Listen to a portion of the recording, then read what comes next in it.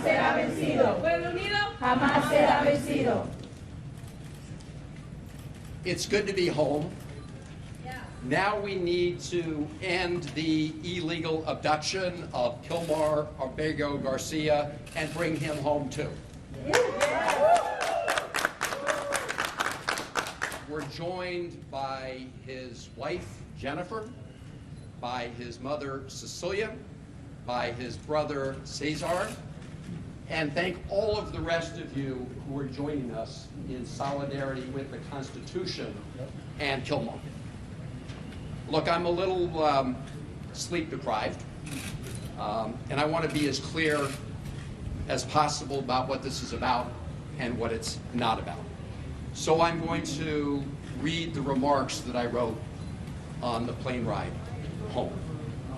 As the federal courts have said, we need to bring Mr. Abrego Garcia home to protect his constitutional rights to due process. And it's also important that people understand this case is not just about one man. It's about protecting the constitutional rights of everybody who resides in the United States. Yes, yes. If you deny the constitutional rights of one man, you threaten the constitutional rights and due process for everyone else in America. Yes, thank The you. Fourth Circuit put it very clearly in its strong opinion yesterday, and I quote, "It is difficult in some cases to get to the very heart of the matter, but in this case, it is not hard at all. The government, in this case the Trump administration, is asserting a right to stash away residents of this country in foreign prisons without the semblance of due process that is the foundation of our constitutional order. Further, it claims, in essence, that because it has rid itself of custody, that there is nothing that can be done. This should be shocking not only to judges, but to the intuitive sense of liberty that Americans far removed from the courthouses still hold dear." They summed up the issue at stake perfectly. And that's why the Supreme Court, in a 9-0 decision, ordered the Trump administration to facilitate the return of Mr. Abrego Garcia. Now, the Trump administration wants to flat out lie about what this case is about. They want to change the subject. They want to make it about something else. And they are flouting the orders from the Federal District Court, the Fourth Circuit Court, and the Supreme Court to facilitate his return. That's why I traveled to El Salvador, leaving here on Wednesday. And I want to express my gratitude to members of my family and members of my staff who agree that we all must be prepared to take risks because of the current risk to our Constitution itself. In addition to having a variety of discussions on bilateral issues between the United States and El Salvador, I had two main goals. One was to urge the government of El Salvador not to be complicit in the illegal abduction and detention of Mr. Abrego Garcia, and to release him. I made that request directly to the Vice President of El Salvador. The President was out of country at the time, and I previously reported on that conversation. My principal mission was to meet with Kilmar Abrego Garcia. I told his wife Jennifer and his family that I would do everything in my power to make that happen. And last night, at about 6:40 p.m.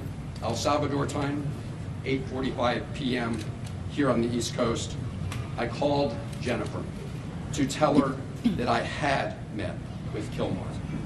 And I told her what he said to me, which was first and foremost that he missed her and his family.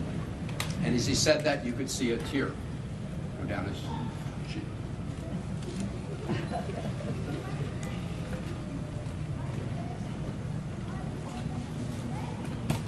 Now, getting a meeting with Kilmar was not easy. On Wednesday, I met with the Vice President of El Salvador and asked if I could meet with him. The answer was no. I asked if I returned the following week whether I could meet with him. The answer was no. I asked if I could call him on the phone. The answer was no. I asked if his wife Jennifer could call him on the phone. The answer was no. No to his wife, no to his mother, no to his lawyers. So the following day, which was yesterday, I decided to give it another try by driving to Sikot. Sikot is the notorious prison where Kilmar was taken when he was abducted. I was accompanied by a lawyer for Kilmar's wife Jennifer and mother Cecilia, Chris Newsom. About 3 kilometers outside of Sikot, we were pulled over by soldiers. You could see the rest of the traffic was allowed to go by. We were pulled over by soldiers and told that we were not allowed to proceed any farther. When I asked why, I was told that they had orders not to allow us to go any further. When I asked them if they knew anything about the condition of Mr. Abrego Garcia, they said no. And so much later in the afternoon, I was actually getting ready to catch a plane out of San Salvador back here later yesterday evening. And all of a sudden, I got word that I would be allowed to meet with Kilmar Abrego Garcia. And they brought him to the hotel where I was staying. And after that meeting, as I said, I called his wife, Jennifer, to report on some of the news of that meeting. And now I'm going to report to all of you about our discussion. When I told him that his wife and family sent their love and were fighting for Kilmar to return home every day, he said that he was worried about all of you. That was his response. How are you dealing with this horrible ordeal and nightmare for the family? He said that thinking of you, members of his family, is what gave him the strength to persevere, to keep going day to day, even under these awful circumstances. He spoke several times about your 5-year-old son who has autism. 5-year-old son who was in the car in Maryland when Kilmar was pulled over by U.S. government agents and handcuffed. His 5-year-old son was in the car at that time. He told me that he was taken to Baltimore first. I assume that was the Baltimore Detention Center. He asked to make a phone call from there to let people know what had happened to him. But he was denied that opportunity. He said he was later taken with some others from Baltimore to a detention center in Texas. And some point thereafter, I don't know whether it was a period of hours or days, he was handcuffed, shackled, and put on a plane along with some others where they couldn't see out of the windows. There was no way to see where they were going in the plane. They didn't know for sure where they were going. They landed in El Salvador, and he was taken to Sikot prison. He was placed in a cell with, if I recall correctly, and don't hold me to it, of about 25 other prisoners at Sikot. He said he was not afraid of the other prisoners in his immediate cell, but that he was traumatized by being at Sikot and fearful of many of the prisoners in other cell blocks who called out to him and taunted him in various ways. He told me and this was yesterday, that 8 days ago, so I guess 9 days ago from today, he was moved to another detention center in Santa Ana, where the conditions are better. But he said despite the better conditions, he still has no access to any news from the outside world and no ability to communicate with anybody in the outside world. His conversation with me was the first communication he'd had with anybody outside of prison since he was abducted. He said he felt very sad about being in a prison because he had not committed any crimes. When I asked him what was the one thing he would ask for in addition to his freedom, he said he wanted to talk to his wife, Jennifer. I told him I would work very hard to make that happen. I told him that in addition to his family, that all of you who are here today were fighting to bring him home. I told him that his brothers and sisters in his union, the sheet metal workers union, were fighting to bring him home. That brought a smile to his face. I told him that millions of Americans understand that what is happening to him is a threat to their own constitutional rights. I told him about the decisions of the federal courts, the district court, the Fourth Circuit Court, the Supreme Court. And I think that in addition to knowing that his family was fighting for him, all of that gave him strength. The fact that all of you here were fighting for him.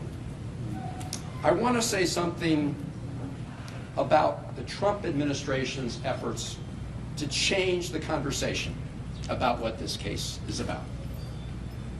This case is about upholding constitutional rights for Abrego Garcia and for every American.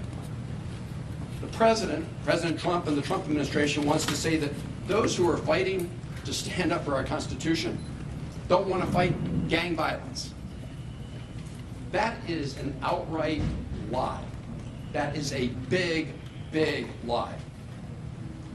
I, for one, have been fighting against transnational gang violence, especially MS-13, for over 20 years. Probably for longer than Donald Trump ever uttered those words, MS-13.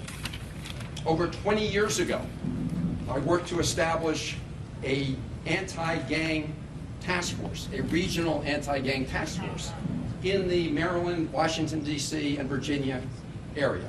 I did it in a bipartisan way with then Congressman Frank Wolf and Tom Davis. And we have made substantial progress in this region. We have a long way still to go, but those efforts have resulted in progress. So I say to the President and the Trump administration, if you want to make claims about Mr. Abrego Garcia and MS-13, you should present them in the court, not over social media.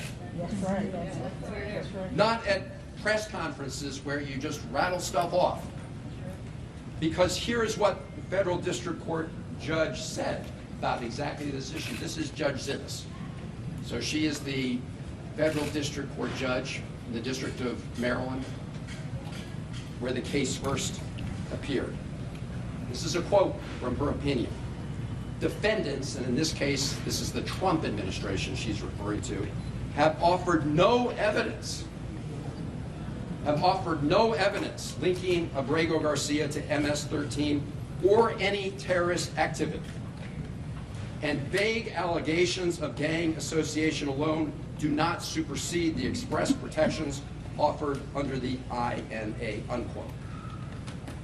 She emphasized this point, and I'm quoting, "No evidence before the court connects Abrego Garcia to MS-13 or any other criminal organization," unquote. In other words, put up in court or shut up.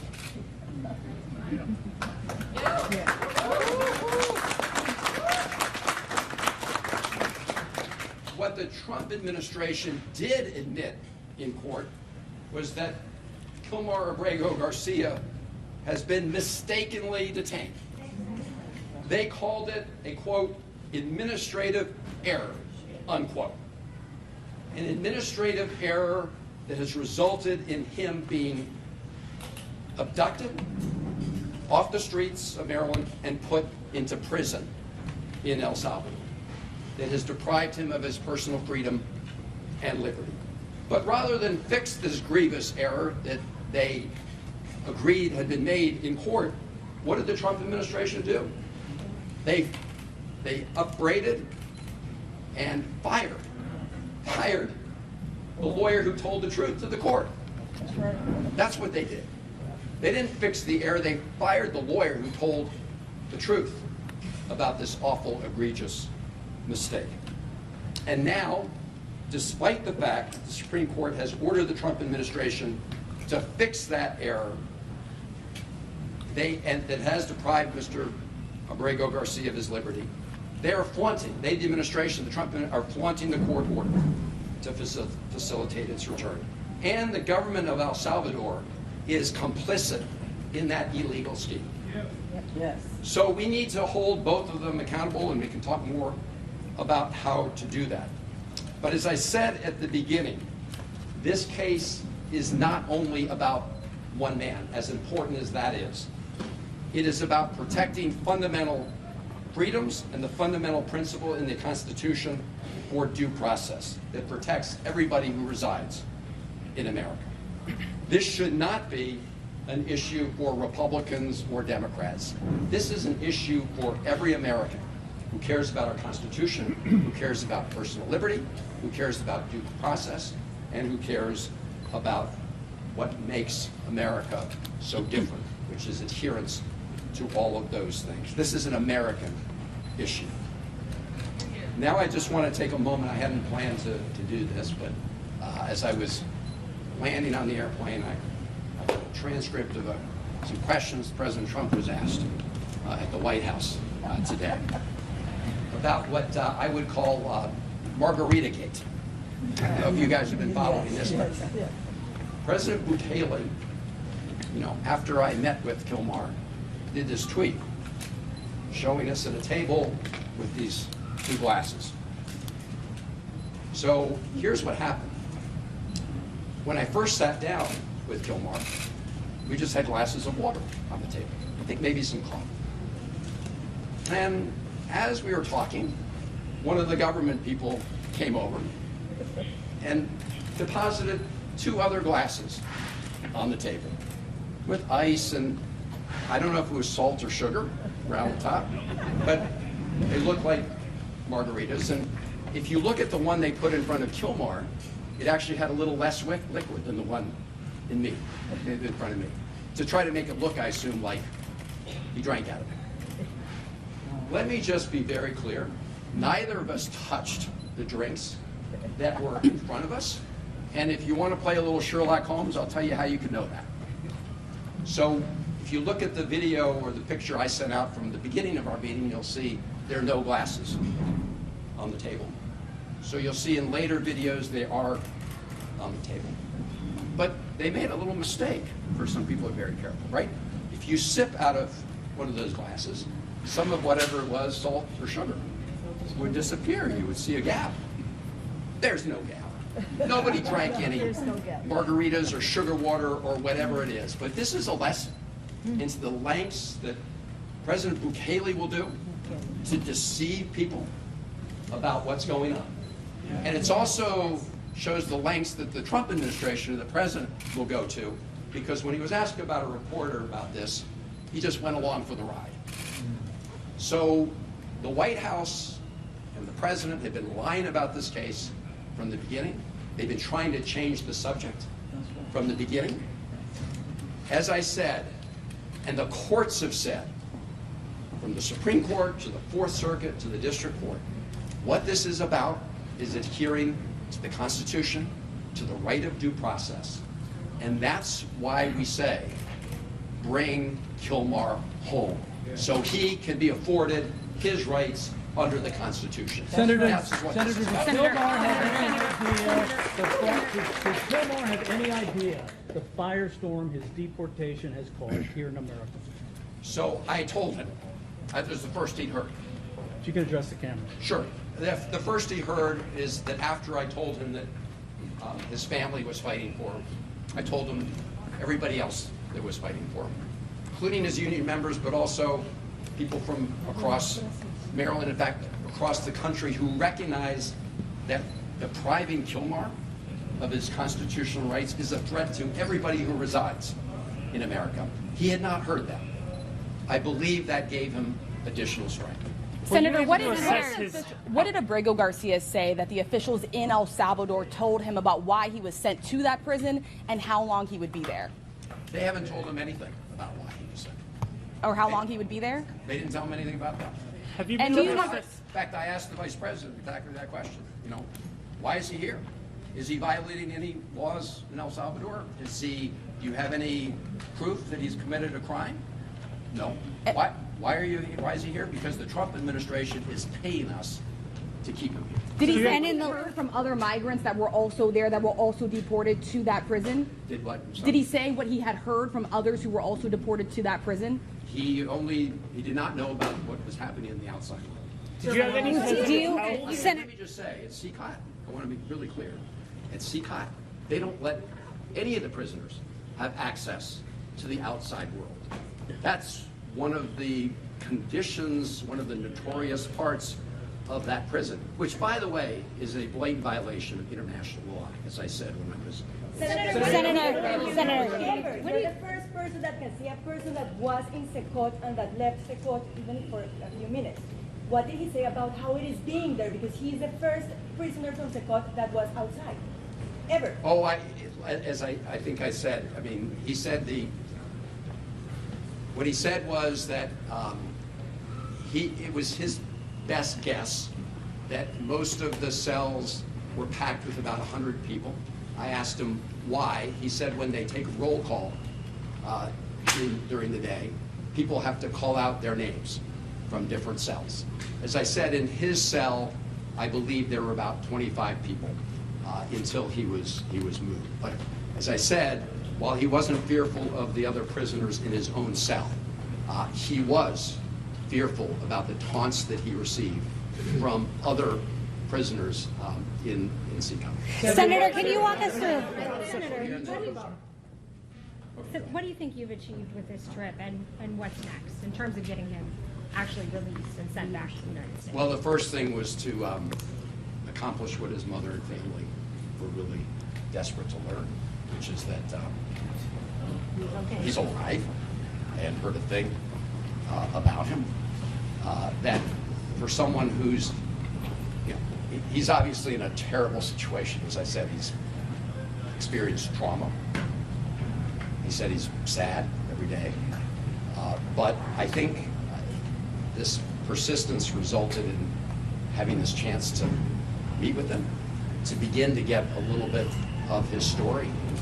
And I think it is the first step to ultimately bringing him home as the Constitution requires. Senator. Did you have a sense of his health, his well-being? Did you get any indication that he'd been abused at CCOT? I did not get that sense. Look, you never know, but I asked him if he was okay. He said yes. He said he has a blood pressure condition. He has seen a doctor. So, on a very cursory examination, he appeared okay. Now, I will say, just to be clear, there was some negotiation about the terms of this meeting, and we were kind of surrounded by video cameras. So I do want to say that was the setting he was in. I should also just say, I mentioned the fake margarita scandal. They actually wanted to have the meeting by the side of the pool. Just right. I mean, this is a guy who's been in CCOT. This is a guy who's been detained. They want to create this appearance that life was just lovely for Kilmar, which of course is a big. Senator, can I ask you, have you been having any conversations over the course of the last 48 hours? I know you've been busy in El Salvador with Trump administration officials. Was there any indication, maybe with the administration, that they were more flexible than what they were saying publicly? I have not. I did have a meeting with folks at the American Embassy there. And I really want to applaud them and every member of the Foreign Service and State Department in El Salvador, everywhere around the world. I co-chair the Foreign Service Caucus, and I have a deep appreciation for what they do. I asked them if they had received any instruction from Washington to help facilitate the release of Kilmar. The answer was no. I asked them if they had made any attempt to reach out to him. The answer was no. So it's very clear that the President and the Trump administration are flagrantly disagreeing with, defying the order from the Supreme Court. Senator, why don't you talk about who from the Salvadorian government contacted you to facilitate this meeting? You mentioned that there were terms associated with the meeting. Were you told not to reveal any details from the meeting until you came back to the United States? And were you at all concerned for your safety in and around this meeting taking place, or at any point during your time in El Salvador? So I was not concerned about my safety at this meeting. And I will say, obviously there's a lot of uncertainty when you're approached by soldiers and have your car pulled over to the side of the road and told you can't go any further. But I will say that the soldiers acted professionally, okay?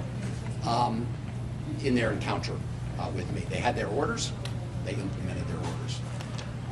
In terms of, I'm sorry, what was about the meeting, how the meeting came to be, who contacted you from the So the meeting, they reached out to say they would meet the Salvadorian government.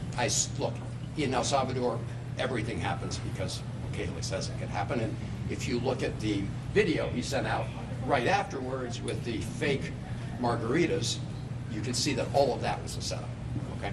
So that's why. And as to how I was notified, their message was transmitted to me through the embassy. Senator, can I ask? There's been a Senator agreement that the Right here, and then I'll go right there. So the response from Republicans to your visit is that you care more to meet with Abrego Garcia than you do with Rachel Warren, who is the mother of a Maryland woman who died in your state. What is your response to that criticism specifically? Well, my response is that my heart goes out to the family of Rachel Warren. As I said at the time, my heart breaks for what happened to them. That should not happen to any family in America. And I am very glad that a court of law convicted her killer and is going to punish her killer in a court of law. The reason we have courts of law are to punish the guilty, but also to make sure that those who have not committed crimes are not found guilty and arbitrarily detained. In other words, everybody has due process. So the effort by the Trump administration to try to conflate these two issues goes to the heart of what I was just talking about, their effort to change the subject. But again, to the Warren family, we have 3 children. I cannot imagine losing a child in the heartbreak that caused, and it should not happen. And my heart breaks for everybody in Maryland or America who has lost a loved one to violence, regardless of the perpetrator. Senator, in your meeting with the Vice President, were you able to glean any information about the United States agreement with El Salvador related to the detention facility, the terms, how much we pay, if the government has any say whatsoever what happens inside or directs it? So I didn't learn that directly from the Vice President, but I have learned about the commitments that have been made. So the Trump administration has promised to pay El Salvador $15 million to detain these prisoners, including the illegally abducted Kilmar. My best information, and I think it's pretty good, indicates that to date, they've paid out more than $4 million of that $15 million. As to the terms of an agreement, I've not seen an agreement. I don't know whether there is an agreement that specifically spells out the terms and conditions here. I am aware that there was some document that memorialized the payments, but again, I do not know in any way if it goes through the details. Senator, have you spoken to Senator, what's the next step here in light of the defiance or perceived defiance from the Trump administration? What does Congress do? So, you know, everybody asks those of us who are Democratic senators whether there's any bottom line where Republican senators will say enough's enough and won't simply continue to be rubber stamps for the Trump administration. So far, we haven't hit bottom. In this case, we have what I believe is an outright defiance of the Supreme Court. People still may want to hang their hat on the fact that it hasn't been completely adjudicated. As you know, the federal district court judge has ordered depositions of the administration officials. The Trump administration appealed it. That's what the Fourth Circuit decision was all about. That may well go to the Supreme Court. I don't know if the Trump administration is appealing that. So the question is there any point when the president is violating the Constitution of the United States that Republicans will stand up for the Constitution rather than just continue to do the bidding? Without Republicans, Democrats are powerless. When it comes to Congress. But let me say something on that. Not totally powerless. Because appropriations need to go through the Congress. And that $15 million, you can be sure we're going to be looking for where it is. Because that wasn't authorized in previous appropriations. We're operating under a continuing resolution. Now, they may try to pretend they can transfer that. But there's some indication that they were planning anyway, until now, to make that as part of the request. And you can be sure that I won't support the use of 1 penny of taxpayer dollars to keep Abrego Garcia illegally detained in El Salvador. And so as part of that process, yes, Democrats, at least in the Senate, have some sway. Now, I want to say something about the government of El Salvador. They are making a huge mistake.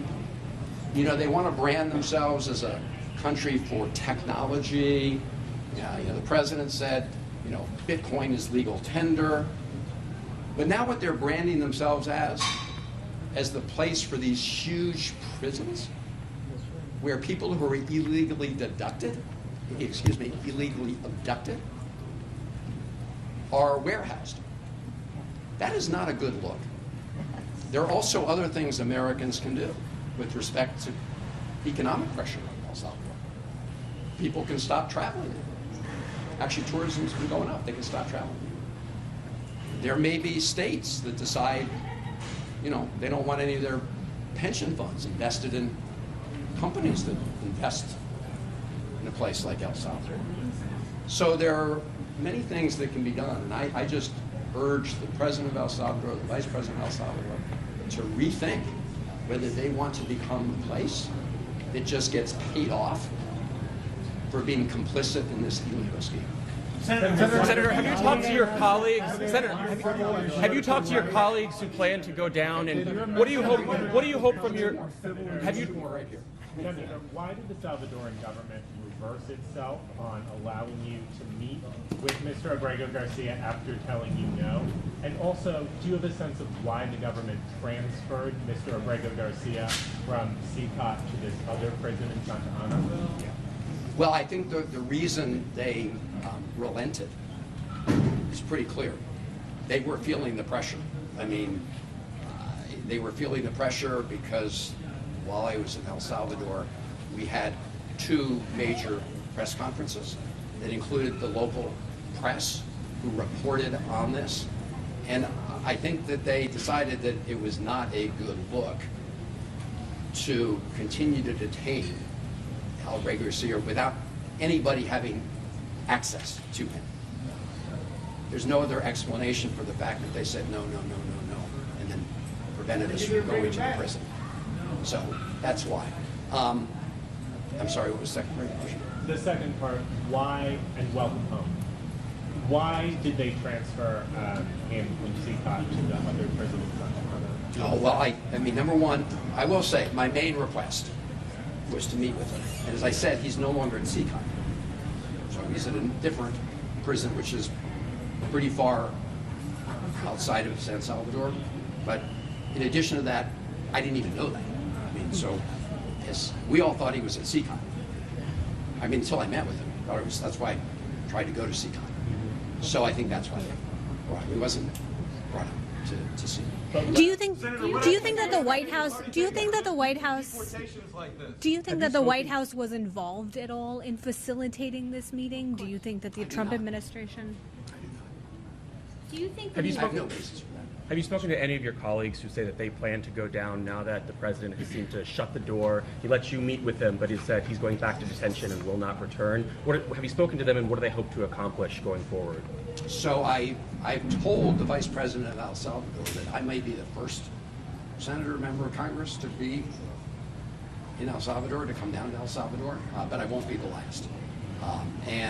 There are others coming. I've got to give them a call after this meeting to brief them on my trip. But this goes back to the fact that, you know, El Salvador is making a big mistake. President El Salvador is making a big mistake in being complicit in this illegal scheme. How long did you meet for? How long did you sit down We with met him for over half an hour. There was no. Senator, what else can your Democratic colleagues do to prevent future illegal deportations like this? You Is there mentioned anything else the you could say? International Covenant on Civil and Political Rights. Yes. Do you think that, and El Salvador is a party to that, do you think that your mentioning of that is part of what facilitated this I think meeting? it could have been a factor because they are in blatant violation of that requirement, that international law requirement. Not only in this case, but actually in all of these cases, because I said the policy at that prison, CCOT, is to have no communication, not with your lawyer, not with your family, with nobody. That is a violation of international law. And as I mentioned, El Salvador is a signatory to that. Thank you all very much for being here. And Thank you. Thank you.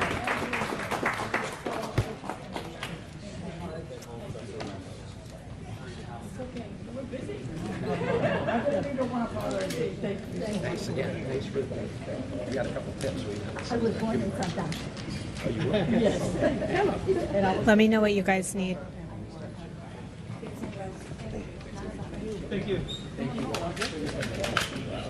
You guys got it. 1, 2, 3, 4, 5, 6, 7, 8.